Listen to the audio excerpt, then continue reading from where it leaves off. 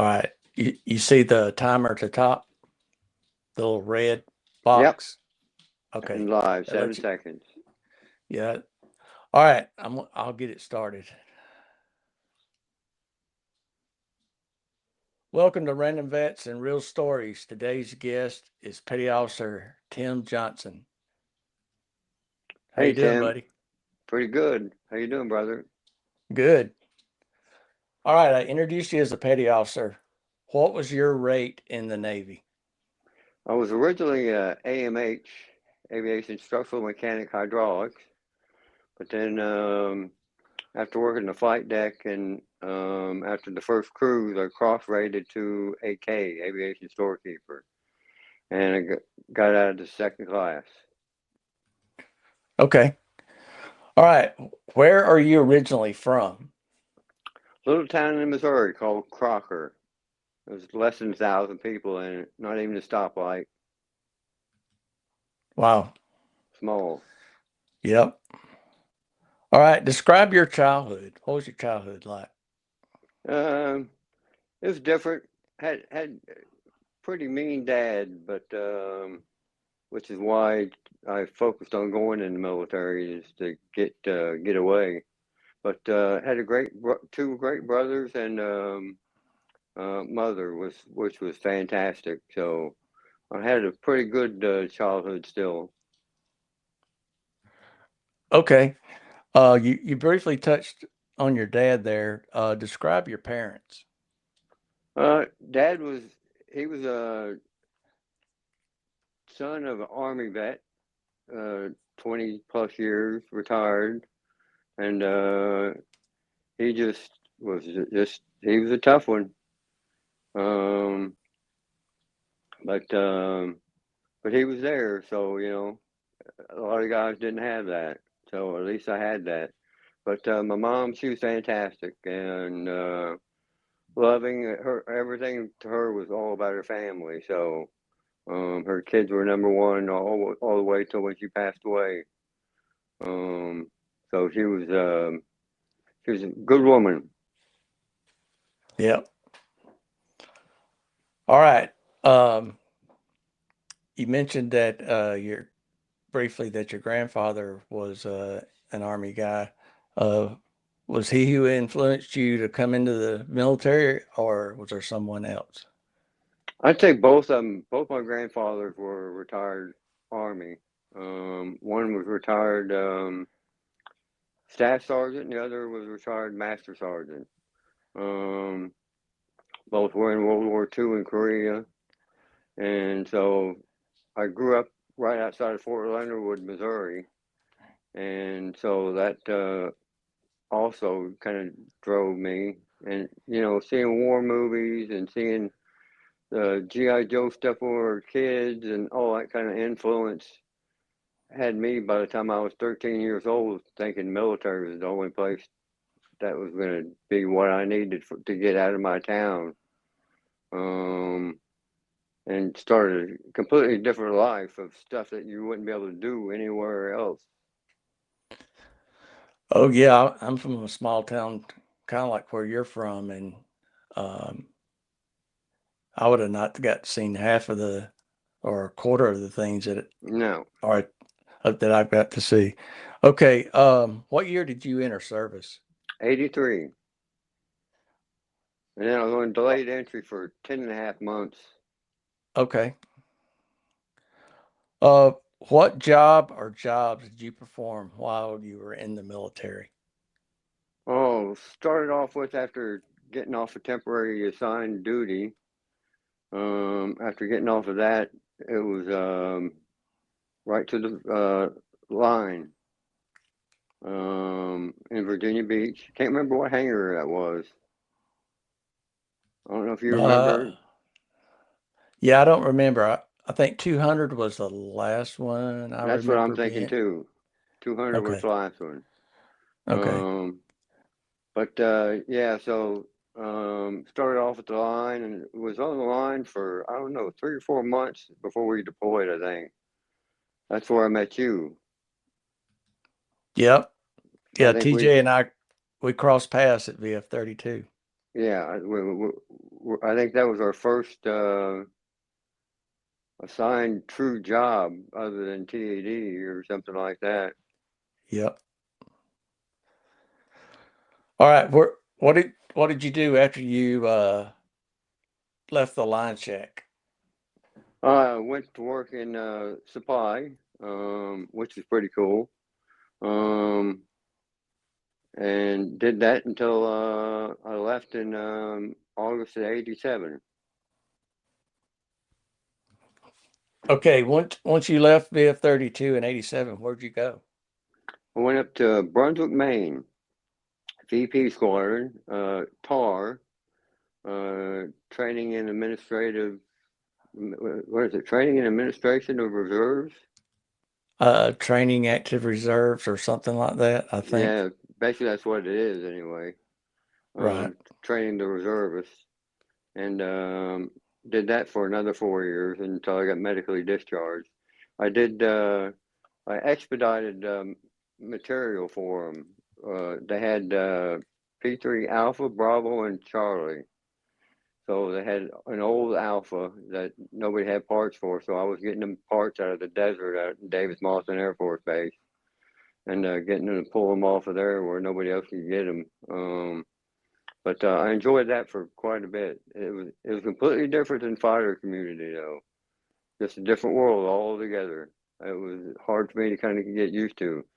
I didn't like the fighter community all that much necessarily. I mean, it was hard work um, compared to P3s.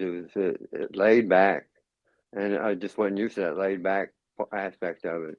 Always doing something. I had to be. Right. Yeah, I think probably the fighter community is probably one of the most intense tours in the Navy. My other tours were kind of more laid back, I will Yeah, say. All right, how many years did you serve? 8. 8 years? Yeah, 8 years. Okay. All right. So you've touched on this, but your duties, what were your duty stations?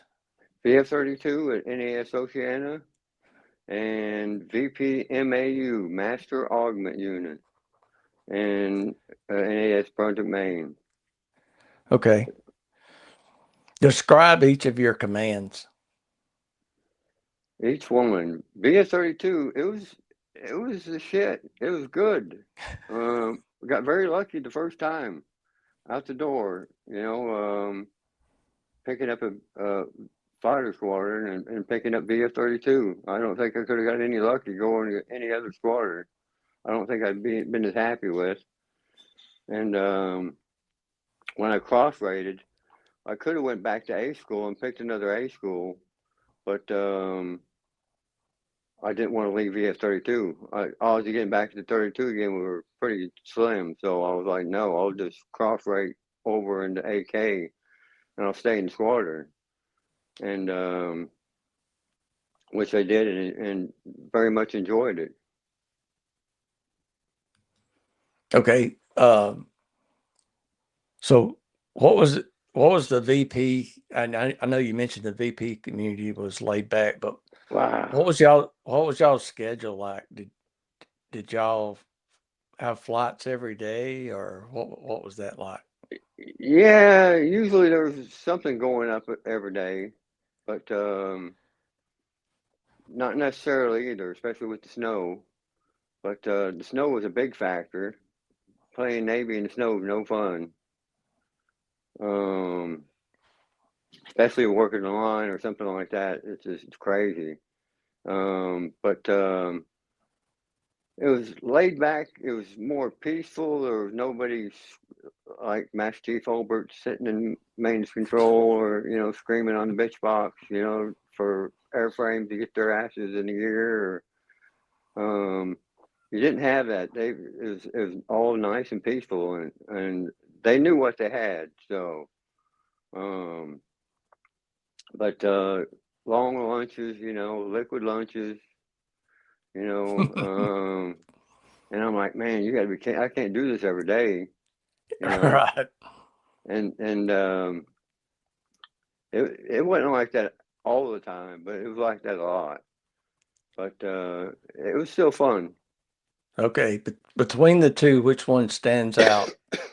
Oh, VS-32. Okay.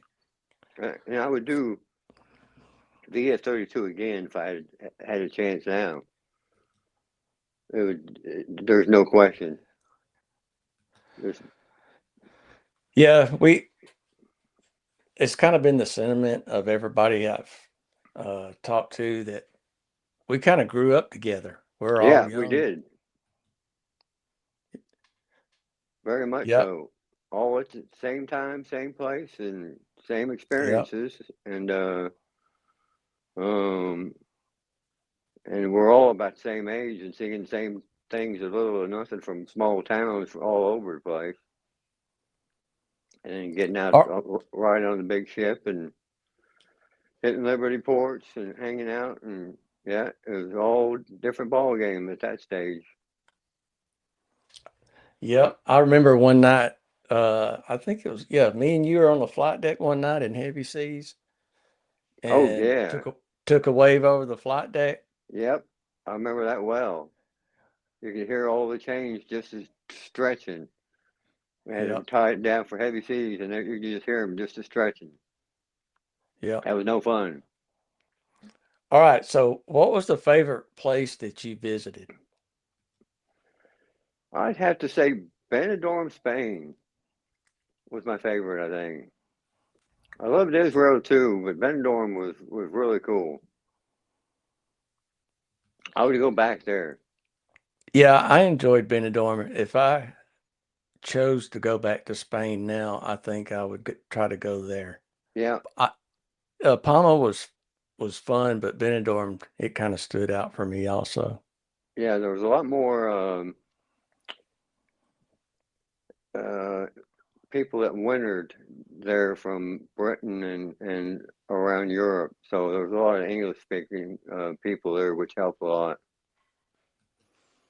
Didn't that town have the different section, like a English section and a German section? And Yes, which made okay, it you're hitting all kinds of different people, and that's what was so neat about right. All right. it. When you were in service, did you marry and have kids?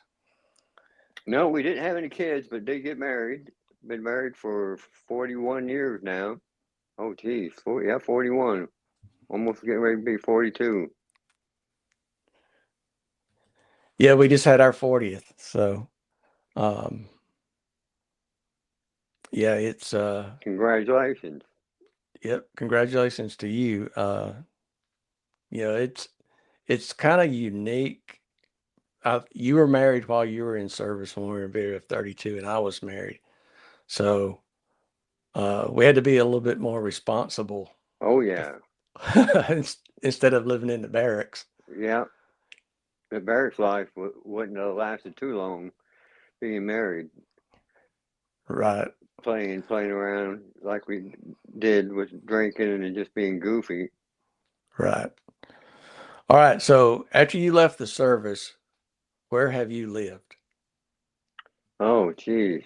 Left and went up to Maine, got out in Maine and worked there for a while and then transferred down to Pascagoula, Mississippi, and spent another 5 years there working at the supervisor shipbuilding and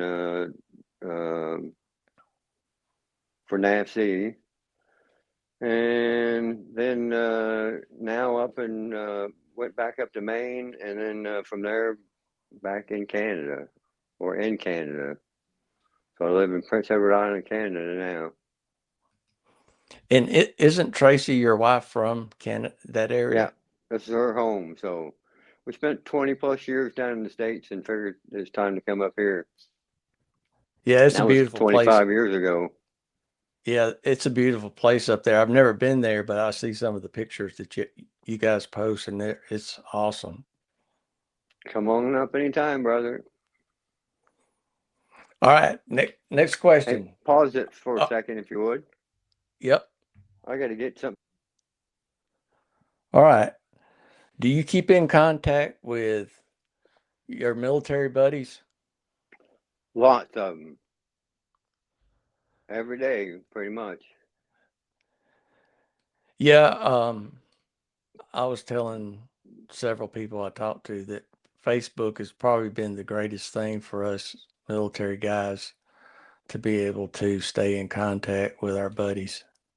Absolutely. Be able to keep in touch with the common everyday stuff, and then big time serious stuff. You're right there with them, so it's a very helpful thing. All right. What advice would you give young people today regarding military service or life in general? Man, that's a tough one.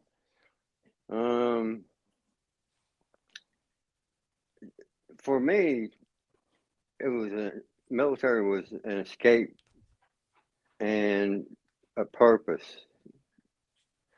to join something bigger and better than me, and to be able to play with toys and equipment and guns and jets and ships and you name it, uh, support equipment. Um, that you'd never be able to touch or even get close to, and you're in charge of it. So for me, that was my escape and my purpose, and pointed me in my direction. Everybody's got a different direction. Definitely not for everybody. Um, I know me. I'm surprised that I even made it through. Just with my attitude that I had as a teenager, thinking I knew everything and I didn't know nothing. Which you find out right quick when you enlist. But I guess the main thing is just do what your heart desires, but find a purpose. Um, I don't know if military is what it used to be or not, but I think it is a positive place that'll teach you a lot. That's for sure, and keep you safe for the most part anyway. Unless you're depending on what you pick, but that's about all I can say on that. Yeah, I don't recall what the what the price tag was on a Tomcat was when you and I were I think it serving was 40 together. million. Okay, so we were 18, 19 years old, and we were responsible for a $40 million jet. Yeah, Yep, two country boys from the South. that Just, would be working at the convenience store or Tiny Giant or something. yep. Otherwise, Do you have any other family that's currently serving? right now, I don't think any is. A lot of my cousins, my nephew, he also served in the Navy. Everybody else is Army. I'm an Army family, so everybody on the other side of the Brown side of the family, my mom's side, they all were Fort Bragg people. And that's how my parents met. Was both their dads were Army, so they were at the same Army base at the same time, and they met and got married. But but no, none right now. We're in that gap. Yeah, you mentioned your grandfather. I know you shared some stuff in the past. He had a pretty unique uh, career in the Army in World War II. I know there's some like pretty famous photos he's in that Yeah, you've there's shared. two photos that he made it in, crossing the Rhine River, and uh, in one of the first boats to cross the Rhine River, he was in and well photographed. And then he found his unit found the first concentration camp, Nazi concentration camp, Buchenwald, um, in World War II, and Then he went on to Korea and fought in Heartbreak Ridge and Bloody Ridge, both big battles in Korea. And but he paid a heavy price for it. It messed him up once he got out because he was a infantry instructor, and he was at schools and universities and all this after when he wasn't in combat. So once he got done, there was nothing for him to step into, like to be equivalent to different things that you did in the military to the civilian uh, sector. But so yeah, it hit him hard. He had PTSD so bad it was just unbelievable. And he drank and he drank and he drank, but he finally got himself sober and never touched another drop again for a year or so. But it was a heavy price to pay for all the stuff that he witnessed and did, which is the price there is to pay. Right. All right. So, um, the next question, and I might know this, but I might not. What's the most hilarious story you have while serving? You probably know it. You were there. That was we had an engine change going on, and so we had all the parts ordered, and we were just waiting in a lull between the chaos of everything coming back in. So had some dead time. So I was taking. We were in the hangar. I think it was 200 that had cages all around. There was no ceiling. There was the roof of the hangar, but there was no ceiling over your head. Um, and I was taking long rubber bands and paper clips, big paper clips, and shooting them against the other wall on the side of the hangar bay, just for something to do. And yeah, I was sitting there doing that for a few minutes, and a what was it? AZ1 Brian Tyranny was there, sitting there. I was like, "Hey, Brian, watch this," and I pulled that thing back as hard as I could and let her loose. And when I did, man, it felt like my finger got shot off. I was like, "What in the heck was that?" And shook my finger. When I did, it left a blood trail on the floor. I was like, "What in the world?" I looked, and that paperclip had bent when I was torquing her back, and it hit me right in the side of the finger in the joint and went straight through the finger. And I didn't know what to do. I was like, I screwed up. I can't pull it out. And Brian saw it and grabbed my hand and said, "Look at this, everybody." And showed everybody, showed Master Chief Reynolds. And he's like, "What the F did you do?" And told him just horse it around. And then you came by with your toolbox. I said, "Man, open that toolbox up. I need your pliers, and you need to pull this out of me." And when I did, held that up, you looked at it, I looked at you, you were all white in the face, looking pale. And I Yeah. think I pulled it out if I remember correctly. Yeah. You asked me to pull it out, and I was holding onto your finger and grabbed the pliers and grabbed the paper clip, and immediately I felt sick because I felt the pressure that was going to take to pull that paper clip out, Yeah. and I'm like, I can't do it. And so I handed it to you, and you actually pulled it out. Yeah. That was it. Never too bright. Nobody ever said that. Yeah, I think about that a lot, man. That was it was funny, but it wasn't. I Oh, know it it was hurt. funny. Yeah. It wasn't funny with the paperclip stuck in there, but yeah, it was still funny. Yep. All right. I'm gonna give you the floor. Anything that you want to share about military, uh, life, or just anything, I'm gonna give you the floor, and you can say whatever you want. Well, to be honest, I don't have much to say normally, um, even though I talk a lot. But No, it's been a great ride. Um, Military was the best thing I've ever done. Um, Stayed working around the military even after I got out. Working at two different shipyards up at Bath Iron Works in Bath, Maine, and Pascagoula, Ingalls Shipbuilding down there. And so I was still around the military all the time and active duty individuals. And then Facebook came along, and then I was hooked back up with all my veteran friends, and it's made it to where I didn't go through any kind of withdrawals of missing uh, and trying to get used to being back in society or anything, just because I had it all still right there. But it's been fun. It's been educational.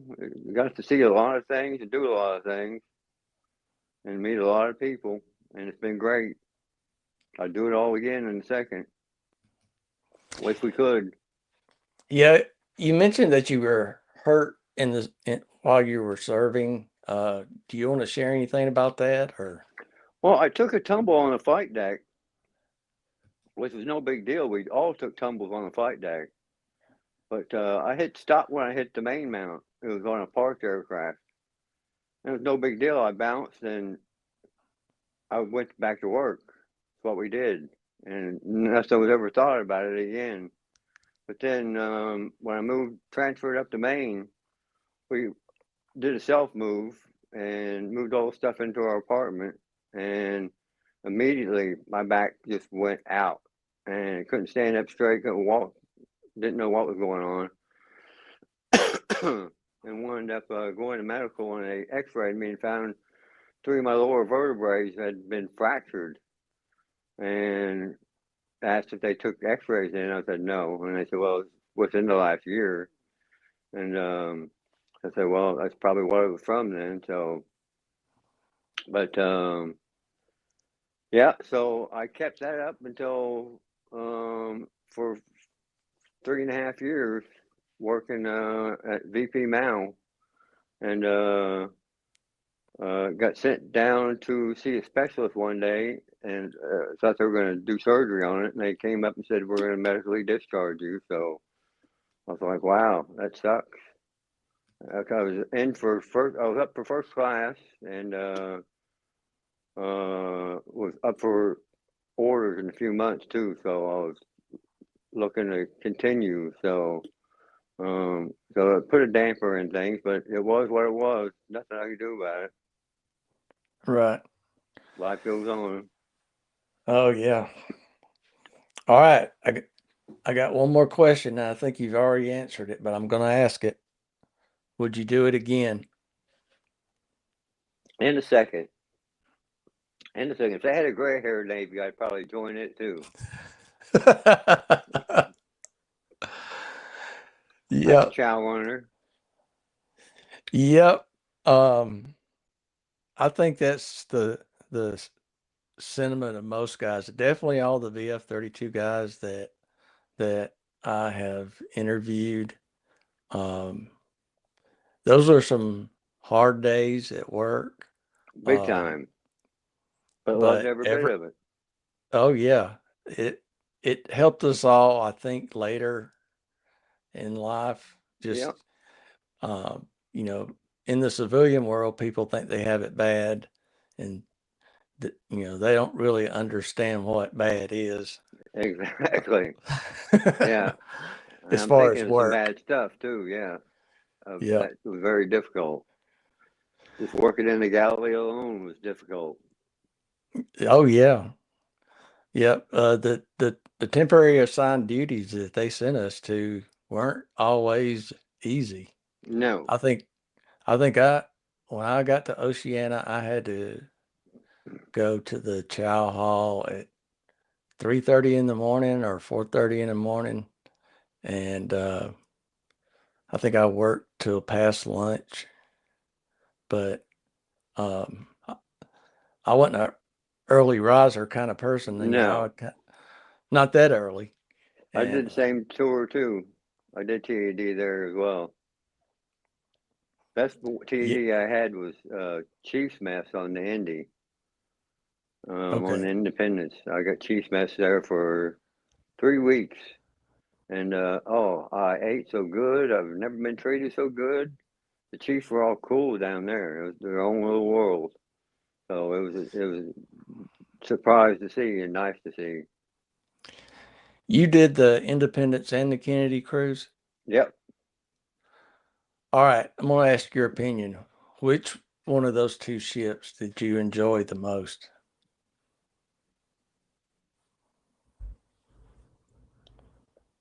I have to say the Kennedy. The Indy has more positive memories because it's all new. Everything was new to me. But she was just in so rough shape. Um,